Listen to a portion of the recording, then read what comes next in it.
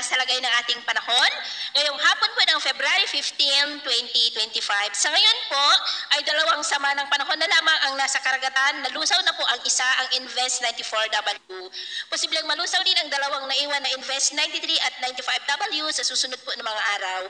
Sa ating long range forecast, maliban sa banta ng mga pamumuo ng mga low pressure area, ay wala naman pong bagyo na namamataan na tatawid sa ating kalupaan for the next 2 weeks. Sa ngayon po ay easterlies ang dominanteng hangin na umiihip sa malaking bahagi ng ating bansa mula silangan ng Luzon, Visayas at Mindanao. Ang intertropical convergence zone ay nag-extend po sa may south of Mindanao. Ngayong hapon ay cloudy skies with isolated rain sa malaking bahagi ng ating bansa mula Northern Luzon, Central Luzon, Metro Manila, Calabarzon, Bicol Region, Mimaropa, Western Visayas, ilang bahagi ng Central at Eastern Visayas at malaking bahagi po ng Mindanao.